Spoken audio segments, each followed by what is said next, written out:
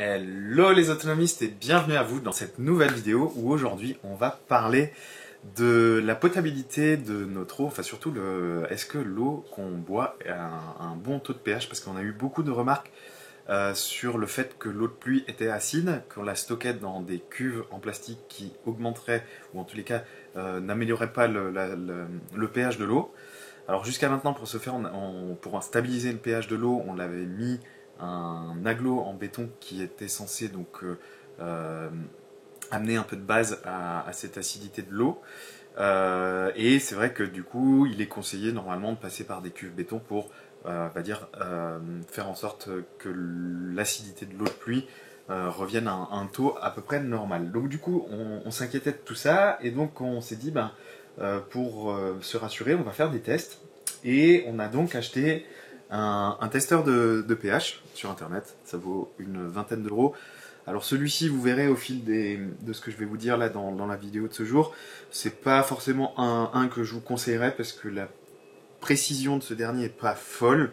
Là on l'a payé je crois 13 euros, quelque chose comme ça, donc j'imagine qu'il y a des outils professionnels qui doivent valoir bien plus. Mais voilà, c'était juste pour avoir au moins un aperçu de là où on se situe, et on a pu le faire, donc je vais vous montrer tout ça.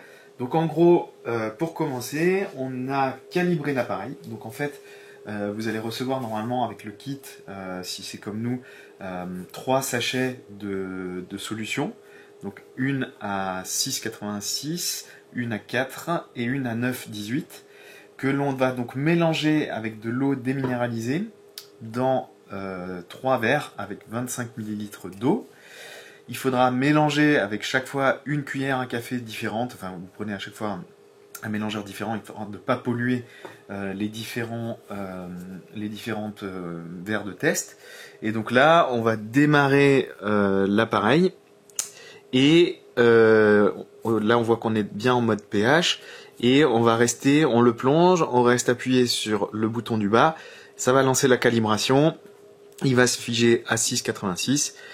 On nettoie dans un verre d'eau distillée pure, on tamponne avec un petit chiffon, on va refaire le même test dans le verre à 4, on appuie 6 secondes sur le bouton de calibration, on fait la même chose, on nettoie, on rince, on nettoie, et on fait le pH à 9,18, et là la calibration est terminée, on va pouvoir passer donc au test de notre eau. Et donc là on l'a déjà fait hors caméra pour pas que la vidéo dure trop longtemps, mais en gros donc là on a pris une eau non potable, donc l'eau de pluie qui n'est pas filtrée, on a pris l'eau de pluie qui est filtrée, et on a pris l'eau de la source.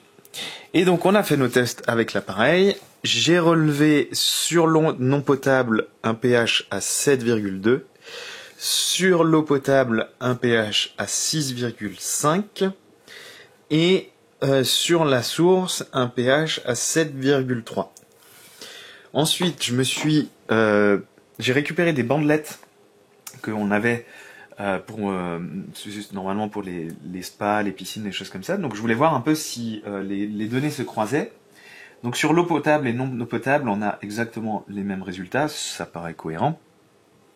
Et sur l'eau de source, on a des résultats clairement différents. Alors là, les couleurs sont un peu passées parce que j'ai fait ça il y a une petite heure.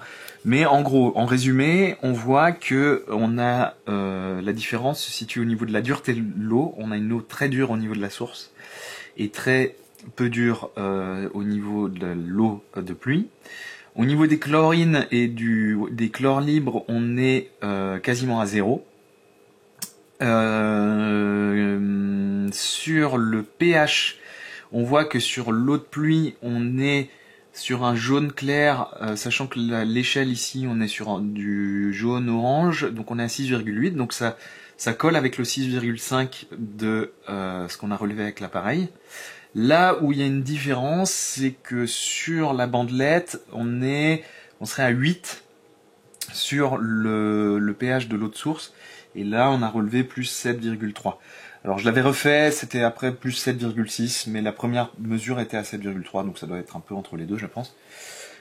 Et la dernière information qu'on a relevée, c'est l'alcalinité qui est donc très basse pour l'eau de pluie et très haute pour l'eau de source. Voilà pour les différences.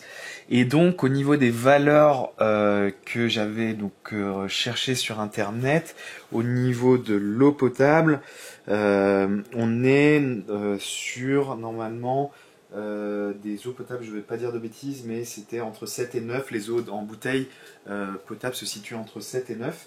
Donc là on voit que sur l'eau qu'on boit on est légèrement en deçà. Mais ça reste quand même, je pense, dans des taux qui sont tolérables, je pense. Hein. À vous de me dire peut-être dans la vidéo, dans les commentaires, si ça vous paraît peut-être bas, 6-5. En tous les cas, on s'est amusé aussi. Je mettrai un petit insert vidéo là. On a fait de temps en temps avec Mag, on se boit un peu de pulco. Et du coup, enfin, pas les citer, hein, du jus de citron, on va dire. Et en fait, bah, vous verrez le taux, je crois qu'on était à 2,72, donc c'est impressionnant comme ça peut être bas. Et donc ouais, à croire qu'il ne faut pas trop en abuser. Mais en ce qui concerne l'eau normale, on va dire, on est plutôt pas mal.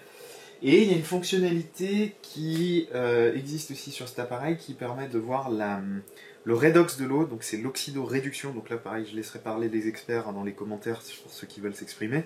Mais ça permet de voir si, je crois, si je ne m'abuse, si l'eau est oxydante ou antioxydante. Et on a relevé en moyenne sur les trois une moyenne à 60 millivolts, ce qui correspond à ce que préconise l'OMS. Donc là aussi, on est plutôt pas mal. Donc voilà, bah, c'est rassurant. Je vous invite à peut-être aussi faire ce test si vous avez un doute chez vous, si vous passez par donc, de l'eau de pluie ou des eaux de forage ou des trucs comme ça, voir un peu si ce que vous consommez au niveau du pH est bon. Après, il y a des appareils qui vont faire encore d'autres mesures. Là, on s'est arrêté à ça.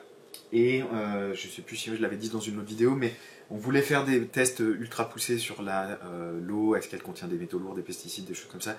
Pour l'instant, on ne l'a pas fait, ça coûte super cher. Si on veut faire vraiment tous les tests, il y en a quasiment pour 1500 €. Donc pour l'instant, on reste cantonné au fait que on a un bon système de filtration, on a un pH qui semble plutôt bon, on n'est pas malade, donc on va dire que tout se passe bien. Voilà les autonomies, je vous dis à très bientôt pour une prochaine vidéo. Je ne sais pas ce dont on va parler dans la prochaine, mais je vous dis à très bientôt. Abonnez-vous, likez, partagez, commentez. À très bientôt. Ciao, ciao.